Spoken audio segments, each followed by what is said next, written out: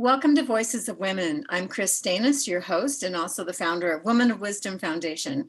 We are in our 30th year putting on our fabulous conference we put on every year, and this year it's online. It's a virtual conference, March 24th through the 27th. Our theme is celebrating our sacred pearls, nourishing the waters of the feminine. And we have amazing workshop presenters and some panel discussions on interesting topics for women.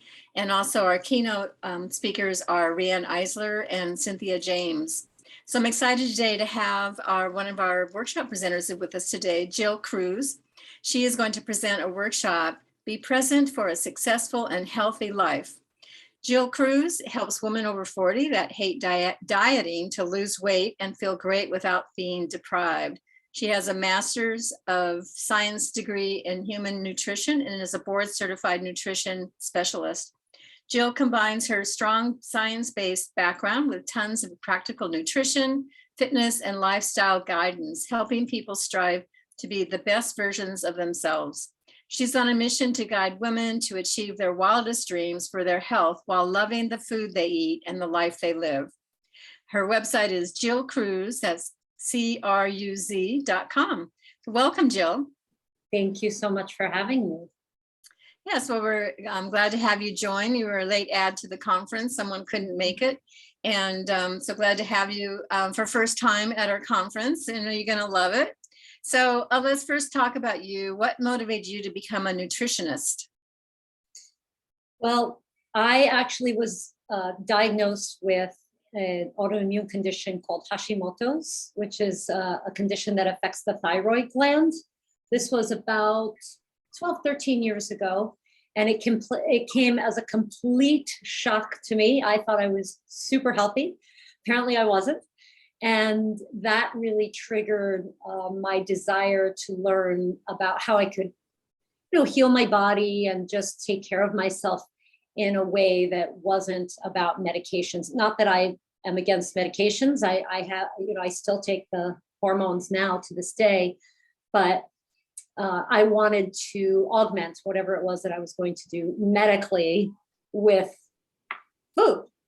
And I was also fascinated, and still to this day, I'm fascinated by the human body and all of its complexities. So it's been a great journey. Yeah, well, our bodies are pretty amazing, and it's a miracle that most of us function without too much going wrong, and that's not the case for everybody. But what made you choose to help women with weight loss? I mean, it is a big concern in our country. We have a lot of, we're known to have a lot of overweight people, and we struggle with this. Yeah, and one thing that I've learned that I felt was really important along in my journey of helping women lose weight is that obesity and overweight should be in the proper classification of a it's a diagnosis code, right? So obesity actually is a diagnosable code like type 2 diabetes or cardiovascular disease. And I think at this point, we need to start thinking of it as a medical condition rather than a personality flaw. Which is basically the way it's seen as well. If you have overweight, if you have obesity, there's something wrong with you. You just need to eat less and move more, and you're lazy or you're just not committed. And it's like, well, no, it's actually much more complex than that for a lot of people. So I always like to point that out. So it is a problem. It's actually an epidemic in our country, and it definitely needs to be addressed. That was part of the reason that I decided to help people lose weight.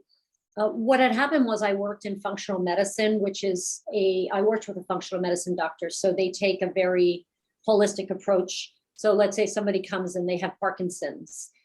It's not just like, well, let's just give you some medications. It's more about digging a little bit deeper and finding out what are some of the root causes for these conditions. So I worked with her for 6 years, and she was brilliant, but what I saw over and over again was that obesity was often a causal factor for other much more serious, conditions. So cancer, type 2 diabetes, Alzheimer's. So that I really wanted to help people to prevent the downstream effect that often happens when people have this condition of obesity or overweight. So it was really about prevention. I know that sounds kind of strange because if someone has obesity, they already have this condition, but it can get a lot worse from there. And that's what I was interested in preventing. So what approach do you take? Is it about your diet, the food you eat, how supplements that are needed? So what is your approach to help women? Supplements are like way, way later on. So, and I know there are a lot of gimmicky things out there where, you know, take this bar, do this shake, take these supplements. For me, that's all, well, if we need to, we'll address that later on. It's the thing about most people who have overweight or obesity, most of the issues are more behavioral, so mindset stuff. So that's really where most of the work happens, is in the mindset shifts. And there's a whole world of what we can do in that area for people. So yes, we obviously have to address the nutrition, but it's in a very gentle, compassionate, gradual way. And I often like to say that, you know, what we want to do is kind of dance this fine line between striving and thriving. So striving is what the diet industry wants you to do. Just, you know, do more and work harder and don't eat this and don't eat that. Yes, to a certain extent, we do have to address the diet, but we also have to enjoy the ride, which is where the thriving comes in. So I like to merge the two and not, I don't have a specific diet. We personalize it to each person. And we really encourage people to enjoy the ride. Because if you're not enjoying the ride, it's probably going to be a short one and a painful one. Mm. And then you're just going to want to hurry up and go back to the way you were eating before, which doesn't really get you anywhere in the end. It just causes a lot of pain and trauma. What about genetics? Does that play a factor too? That, you know, like running in families and there are so many genetic factors that can affect someone in their ability to, even beyond weight loss, because really what we're doing is we're helping people improve their health. The weight loss is sort of a byproduct of improved health. So there are a lot of genetic factors that could come into play. Some people do have, you know, a more kind of dense body type, but it could also be that someone, you know, if you really get into the genetics, you can find some people actually, they don't tolerate carbohydrates as well as someone else. So if they eat a lot of them, then they tend to gain weight. Or someone could be prone to depression. And then that, you know, then they're maybe eating a lot of times just to feel better. So there are so many genetic factors, but obviously environment is a huge part as well. Yeah, it's finding a balance between all that. So what are some of the daily practices that help you stay on track with a healthy, you know, we're talking about a healthy lifestyle here. Exactly. This is really about a lifestyle. It's not about, oh, I'm just going to restrict these 5 things and take a magic pill. So, you know, over the years, I've just kind of done so many different things, and I have tried some of those fad diets. I actually eat what one would probably call a balanced diet, and I try not to overeat. But I think a really important thing is being active.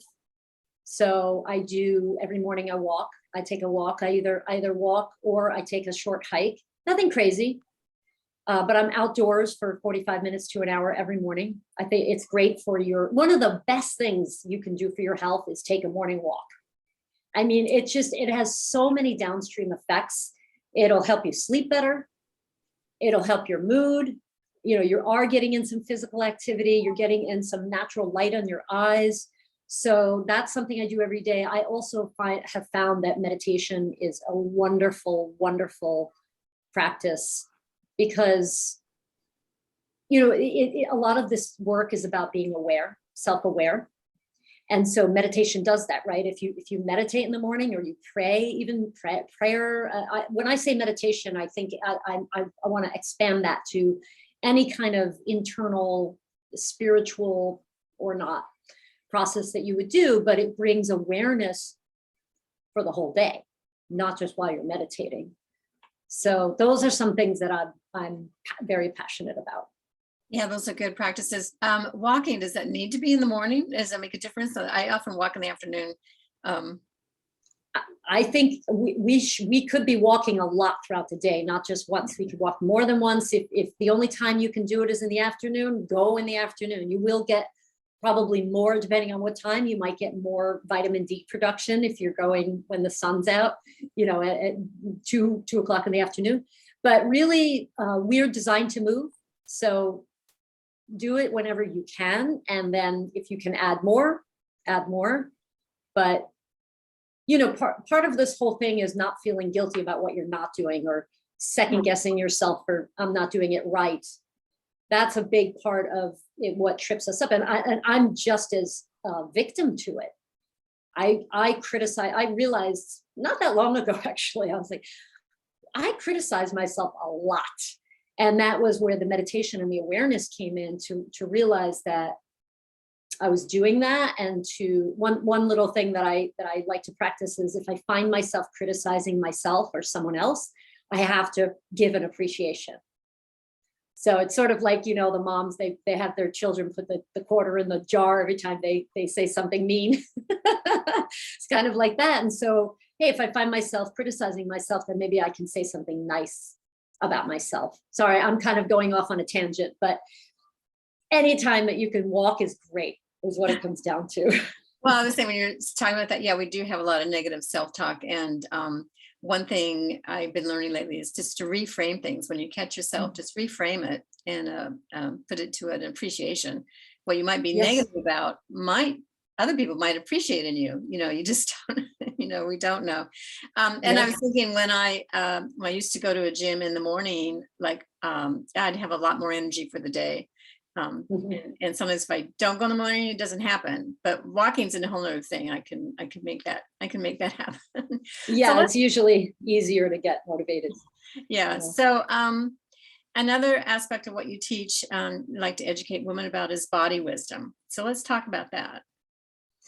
So I kind of have two realms that I think of when it comes to body wisdom. One is more physical, right? Like if I eat enough protein at breakfast, I notice I have more energy. If I go to the gym in the morning, I notice I have more energy, what you just said, right? So, looking at your practices, your health practices, and listening to the internal messages that the body is sending us all day long, and just tapping into that. So part of the problem with the diet industry and with the health industry in general is that there's a lot of, this is the way you should be eating, and this is the way you should be exercising. And if you're not doing it that way, then you're doing it wrong. I kind of reject all that. And I say, why don't we just try it out? If it's appealing to you, try it out. And then how do you feel? Do you have more energy, or do you feel sluggish? Well, if you have a croissant for breakfast, you're probably going to feel sluggish, but not necessarily. So, kind of using those feedback loops that the body gives us all the time to tap into the inner wisdom that we all have about how to eat, how to move, how to sleep, how to meditate, all of that stuff. So that's one end, which is very physical. But then there's also just that body wisdom beyond that, like I was talking about earlier, that awareness. And because when it comes to emotions, we've been taught societally, culturally, even if you're excited, it's not cool to be too excited about things. I mean, when you're a kid, you scream and you jump up and down, and it's fabulous, right? If you're an adult and you do that, there's something wrong with you. So we really are taught, fear, anger, sadness, joy, all of that. We kind of got to temper that down and don't get too angry. And so there's another whole aspect to body wisdom of actually tapping into the body and saying, wow, my heart is racing right now. What does that mean? Or every time my husband makes that comment, I feel a little jolt inside. No, let me just pay attention to that. I wonder what's underneath that, what emotions are underneath it. So that's kind of the two sides to body wisdom. Right. Yeah. It's really paying attention and listening. And that helps with the meditation and taking the walk. You slow down, you're more able to listen to your body and that wisdom that it has. Yeah. So important.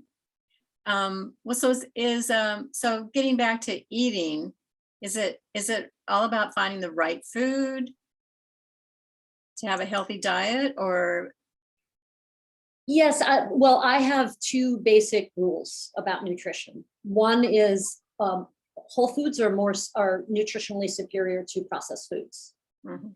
So, you may really enjoy eating macaroni and cheese, but it's definitely more nutritionally more superior for you to have something that's whole food, right? So, wild rice with something not processed cheese, so that's a really important part, because if all the foods that you were choosing from were whole foods, it would matter a lot less what you were eating. It's very important to kind of shift in that direction of eating whole foods. Once you do that, the bar has been raised without getting complicated about low carb or all these fancy diets that are out there. So that's rule number one. And the second rule is really just that the macronutrients, which are protein, fat, and carbohydrates, to pay attention to what works for you. So for some people, I'll use myself as an example. If I don't have some kind of fish or meat or eggs at lunch, I get hungry pretty soon, and I always have cravings at night.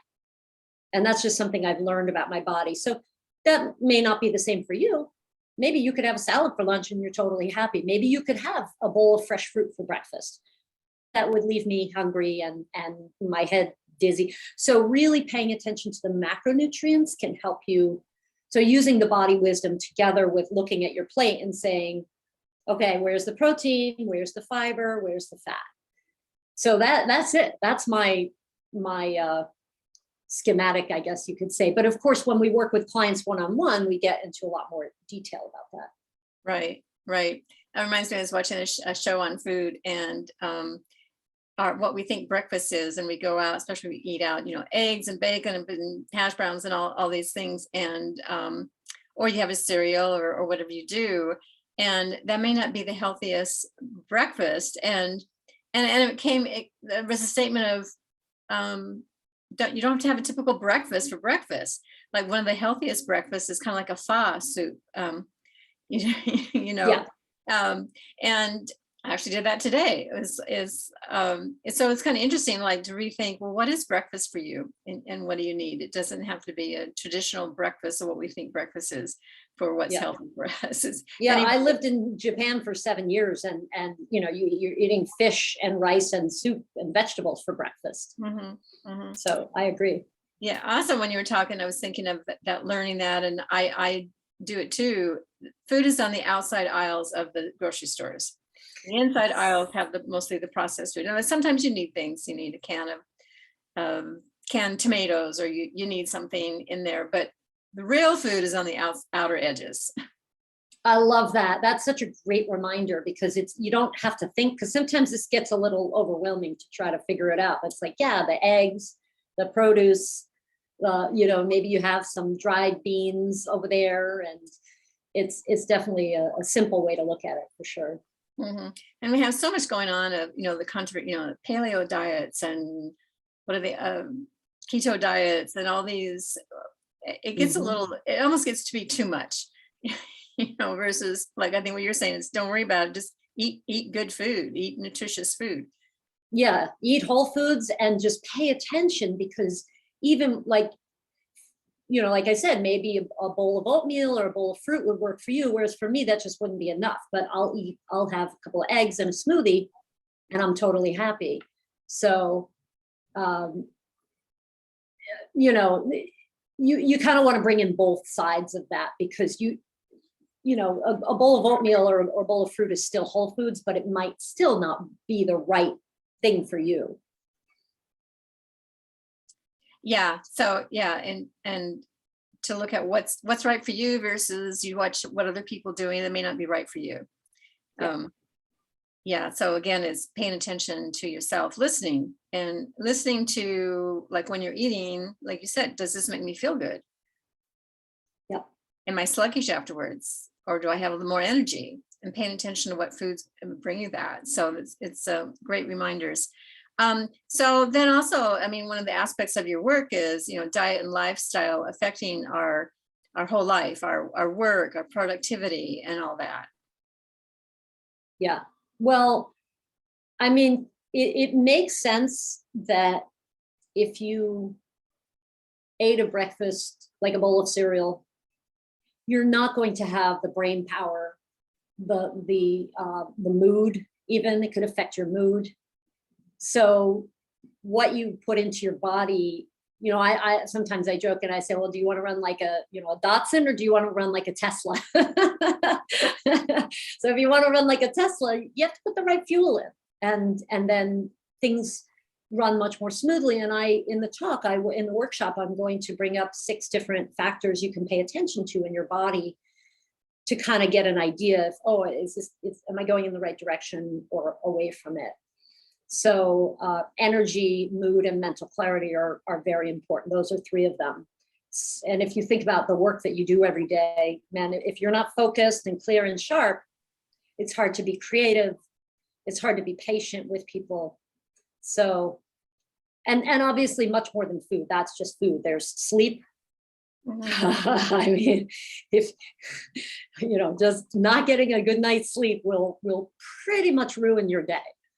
So, and obviously physical activity, meditation, and stress management, all of that kind of, and now I feel like I'm saying too much. It's a little overwhelming. So, you know, whatever someone is working on, just focus on what's in front of you, and don't, if your sleep isn't perfect and you're working on your diet, great. There's always going to be time to work on more of the other things. So you don't have to try to do it all at once. Mm-hmm. Yeah, well, and yeah, and our bodies are quite amazing, and we put our bodies down a lot. You know, we complain about our bodies. We don't like certain, even if we're not overweight. You know, we think we're overweight, or our thighs are too big, and we're always, instead of appreciating our bodies and loving it and allowing the body to carry us forward in the day. I mean, that mental activity of doing that probably plays a big role too on our lifestyle and how we go about our life. Absolutely. Oh my gosh, it's so important. And that's why I was saying the awareness, you know, is so important, because you can really, really, it's so easy to fall into that trap of beating ourselves up about the littlest things. And there is evidence, I mean, we're kind of built that way neurologically, like, you know, to sort of scope out for bad things or for stress. So, you know, that negative tendency that we kind of have, I think, is natural. So in order to counter it, it takes a little bit of extra work to be aware throughout the day and say, oh, there I go again, criticizing my belly or my butt or my boobs or my nose, or, you know, whatever it is. And I think, I do believe that women have much more of a tendency to criticize our own physical bodies than men do. Mm-hmm. And, you know, it's never enough. We're never good enough. And it's funny, I was talking to someone about this recently, how, you know, I'm 51 and she's my age. And when we were 20, I mean, you know, I wouldn't mind having my 20-year-old body right now, but when I was 20, it wasn't enough. And when I was 25, it wasn't enough. So when does it end?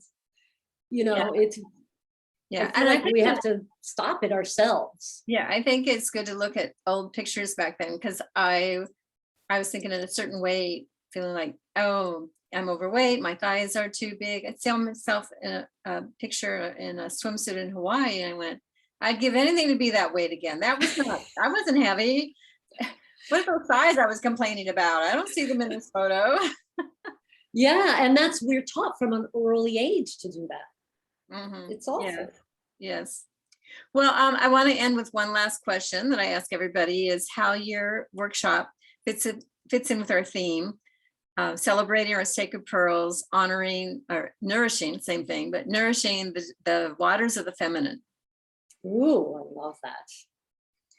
So sacred pearls, I would say the body wisdom part is really ties into that. honoring. It is sacred.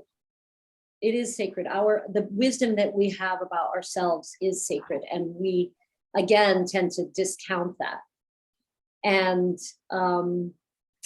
there's a whole part that we didn't even really get into, but pursuing pleasure that I'll talk about. It's very, very important for me to get across to people that pleasure is crucial for health. And I know that's not something that people talk about a lot, but it's like, let's have fun with this. Let's enjoy the process. And go ahead. Oh, no, I was just thinking, if you're doing something you love, you feel better about yourself, and you'll probably eat better too. You won't be stuffing your face with a bag of potato chips. Yeah. I mean, there's a lot, and I think it ties into, again, the squashing down of the feelings, because that's another thing that we're taught at an early age is, stop crying, here's the bottle, or here's the boob, or here's the cracker, or whatever. I mean, I did that with my kids, I'll admit it. Once your kids are older, you can admit you're not a perfect mom. So finding other ways to satiate and nourish yourself than food. Mm-hmm. And so there's this sacred pearl. I'm sorry, did you want to say something? No. Oh, sacred pearls. And the second part was? Oh, nourishing the waters of the feminine. Yeah. Well, one thing that I will say that I've been talking and thinking about a lot lately is that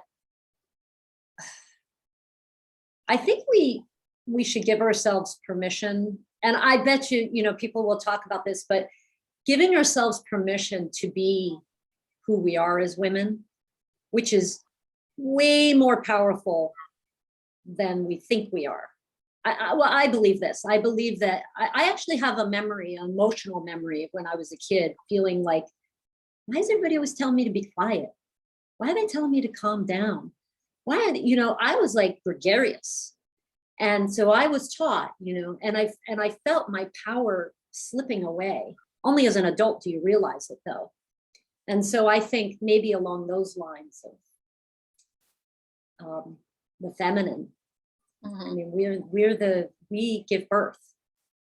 And I think, again, the self-love, which is something I always talk about. Let's honor ourselves for the power that we have.